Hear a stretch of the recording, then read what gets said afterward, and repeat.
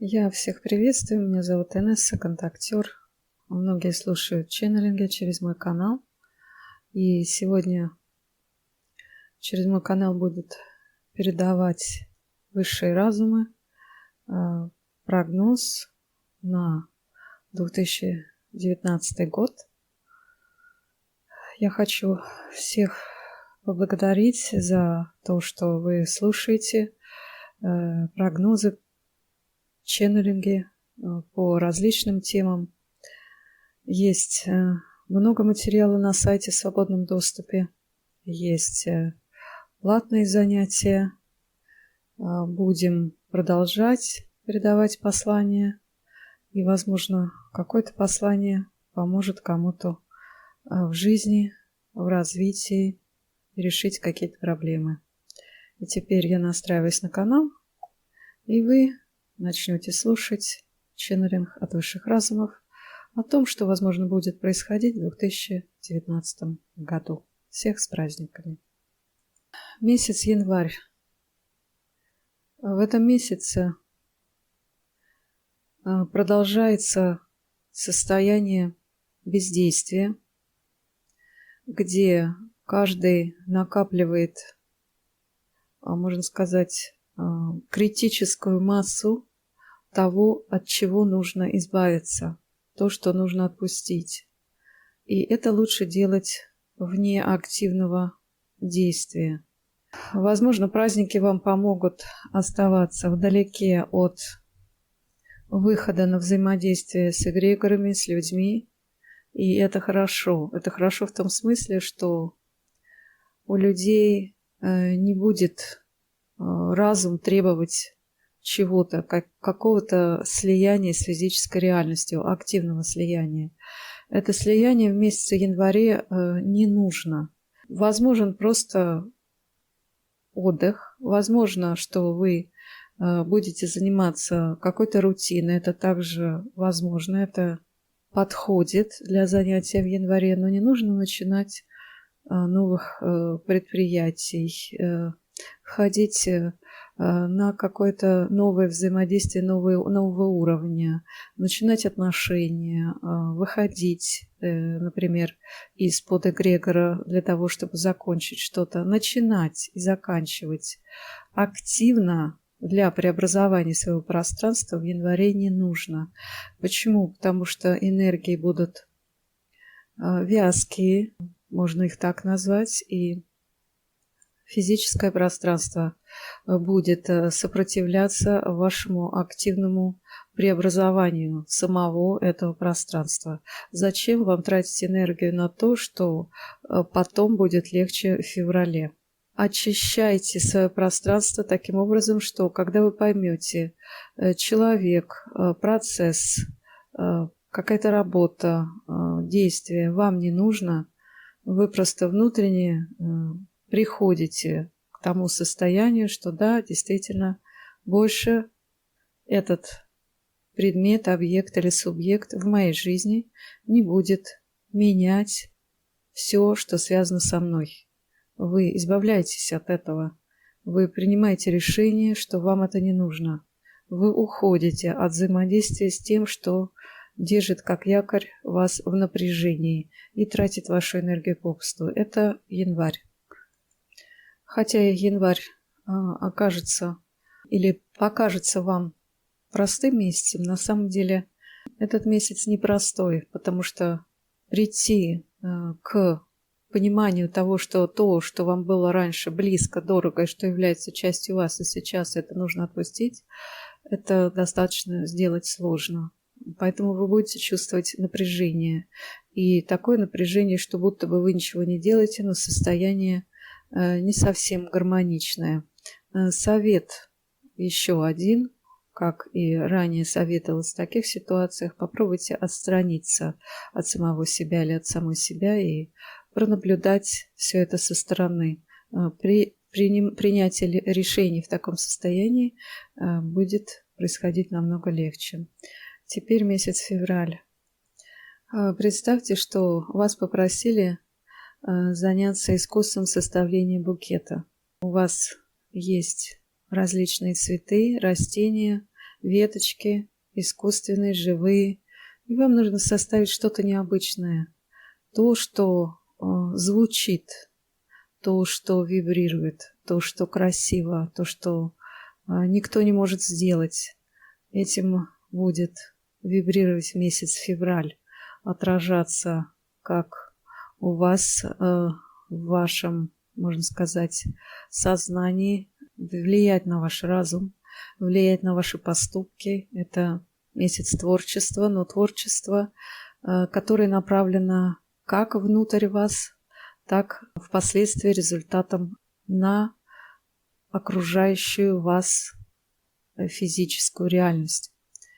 Это месяц открытия в себе новых возможностей, творческого направления, месяц расширения ваших контактов с тем, что вы называете непознанным. Этим непознанным может быть как мир людей не вашего уровня, не вашей культуры, так и эгрегоры, которых вы не знали, не принимаете, но начинайте открывать глаза и стараться смотреть на все под другим углом зрения. Например, вы никогда не занимались музыкой, и вдруг вы подумали, что сейчас занятие музыкой повлияет на вашу деятельность в бизнесе или работу с деньгами. Если у вас придет такая мысль, не отворачивайтесь от нее, потому что это как составление необычного букета, это искусство, это икебана вашей сути, ваше взаимодействие с вибрациями Вселенной, с пространством новой Земли. Это творчество, этот период красивый, интересный, этот период, которым вы будете наслаждаться и старайтесь идти в наслаждение самим собой, с открытием самого себя или саму себя, с радостью. Это февраль. Март может поставить многих на позицию более жесткую, где будет вам напоминать этот месяц как раз энергия января, где нужно будет опять продолжать расчищать свое пространство. Здесь уже для тех, кто не сможет сделать это в январе, условия будут более сложными. Почему? Потому что эмоциональное состояние февраля будет оказывать на вас большое влияние. Избавляться от того, что или к чему вы привыкли на уровне эмоциональном, намного сложнее. Но март – это как человек, который рубит дрова. Их просто нужно рубить. Для того, чтобы. И у вас будут ситуации, что вам нужно избавиться от чего-то для того, чтобы стать новым, найти что-то новое, нужное, полезное. Март будет больше месяцем земным, полезным, но опять же, жестким, можно так сказать, потому что если вы не избавились от того, что вас тянет, вы не сможете обновить себя. В марте или к концу марта придет у многих понимание того, что будто бы с вас сдирают кожу. Это сложно, это больно, но подумайте о том, что обратной дороги нет. Вы обновляетесь полностью, и вам это нужно. Это как струя нового горячего воздуха, который обжигает изнутри, и все токсины выходят на поверхность, испепеляя вашу кожу. Это также похоже на возрождение из пепла птицы Феникс. Но вы сможете. Следующий месяц, апрель. В апреле планируется своеобразного рода передышка для живых существ, для людей. Как это выглядит или как это чувствуется? Апрель будто бы будет такой пустотой между двумя месяцами, март и май. Вы будете предоставлены сами себе. Что хотите, делайте, что хотите, не делайте. Каких-то энергий нет, какого-то нажима нет. Будто вы висите в вакууме или в свободном парении, но не падении. И не понимаете, почему так. это передышка. В апреле можно заниматься тем, чем вы желаете. Можно вспомнить, например, то, от чего вы избавились, и попробовать войти опять в это. Вы поймете, что вам это уже не нужно. Возможно, в апреле поиск чего-то из прошлого для того, чтобы, и это единственная цель, только понять и подтвердить самому себе, что да, действительно, то, от чего я отошел, мне это сейчас не нужно. Месяц свободного существования, месяц отдыха. Следующий месяц – май. В мае планета будет активно избавляться от тех энергий, от которых вы избавляетесь в январе. А в мае могут наступить изменения в географических зонах, изменения на государственном уровне, напряженные конфликты, могут быть катаклизмы, могут быть реакции поверхности планеты Земля. Поэтому май в основном привлечет внимание ваше к уровню национальному, к уровню планетарному. И это будет своеобразным вашим выравниванием вашего ментального поля, вашего духовного уровня с коллективным сознанием человечества. То, что вы накопили, вы будете передавать неосознанно эти знания как вклад в коллективное сознание человечества. Вы начнете чувствовать больше себя духовным существом, неважно на каком уровне вы являетесь, и те, для кого это будет новым, захотят начинать заниматься какими-то энергетическими или духовными практиками. Те, кто уже этим занимается, возможно, расширит свой диапазон. Следующий месяц июнь. Июнь, по сути, является 6-м месяцем и будто бы завершает первую половину года. И как раз июнь и часть июля будут являться своего рода граничными месяцами и завершающими определенный цикл. Если первая половина года у вас была посвящена какому-то одному важному направлению, то теперь вы поймете, нужно переключаться на другое. Как, например, если первая половина года заработку была посвящена, то другая половина года начинает выстраиваться, как, например, выровнять, улучшить или начать взаимоотношения и так далее. То есть это перевод вашего фокуса внимания с одного направления на другое. И как раз июнь и первая часть июля будут посвящены возможному планированию. Вам будут приходить мысли, желания, чувства и понимание того, куда двигаться в течение следующих 6 месяцев. Дальше июль. Июль – это от где-то 10 до конца месяца. Дается такая же передышка, как в апреле. Ничего не делание, но в то же время здесь будет созревать, можно сказать, ваш план о том, что же вы хотите, кем вы хотите себя видеть, в каком качестве, какие у вас цели и какие шаги нужно предпринимать в физическом мире для того, чтобы начинать достигать этой цели.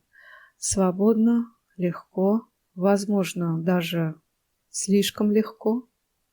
И вы здесь можете вспомнить апрель, что да, это нормально, и теперь мне можно подумать просто о физических шагах в жизни для того, чтобы достичь цели, новой цели, о которой вы думаете в течение июня. Следующий месяц – август. Август будет, возможно, самым сложным месяцем в 2019 году. В августе это как вы начинаете новое направление, и это направление важнее, чем то, которое вы начали в феврале.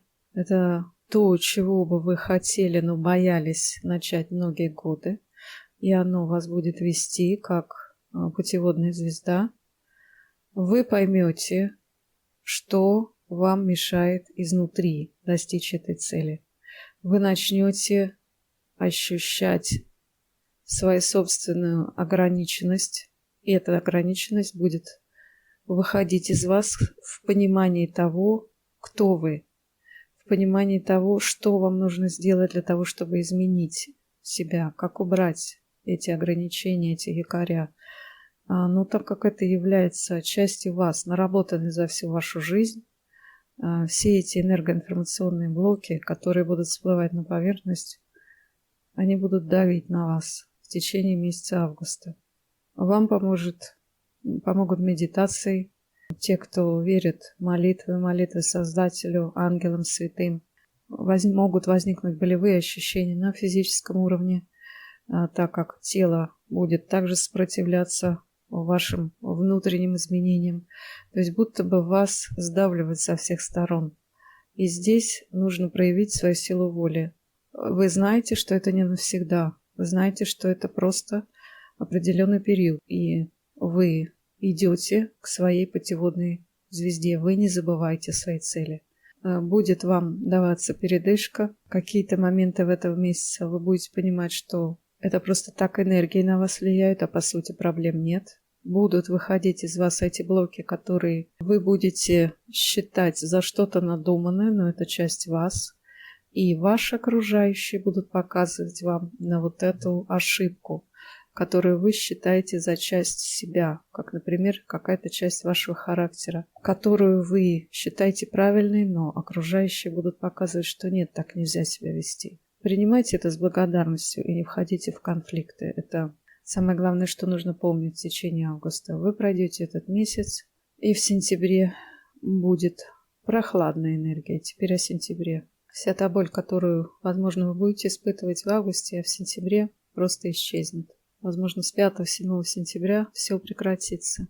Как прохладный душ окатывает знойное тело сверху и наступает легкость, как, например, человек, который в горячке мучился, выходит на уровень стабильности, температуры больше нет, он спокойно вздохнул. Точно так же в сентябре вы вздохнете спокойно с облегчением.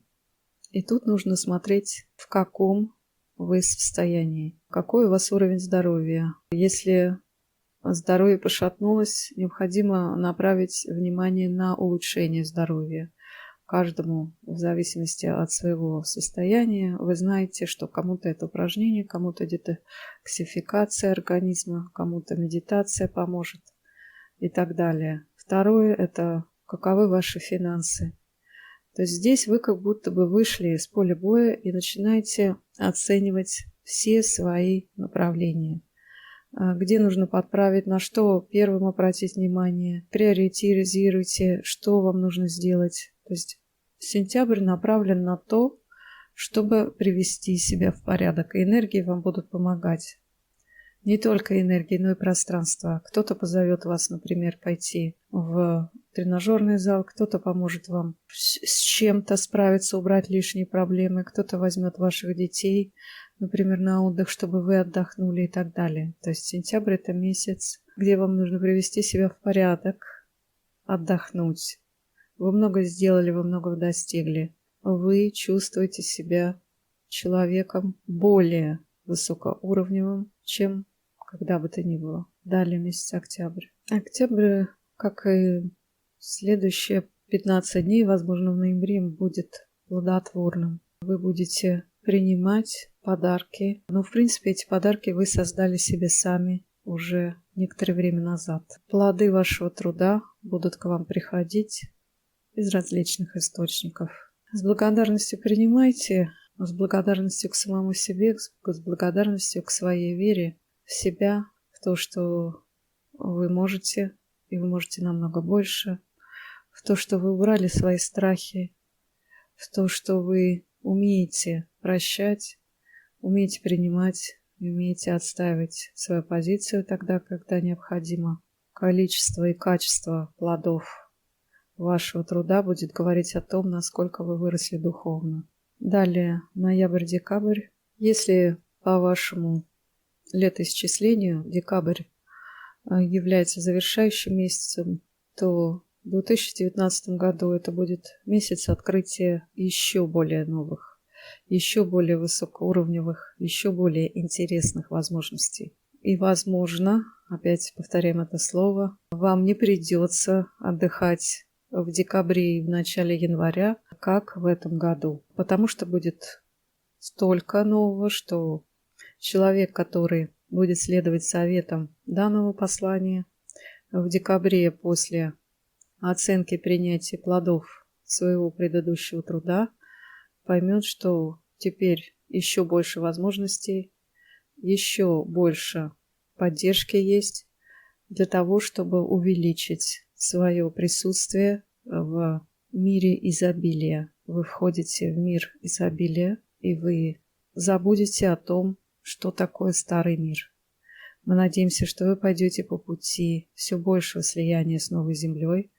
Мы желаем вам радости, счастья, духовного развития, веры в себя, исполнения ваших желаний. Успехов всем. До свидания.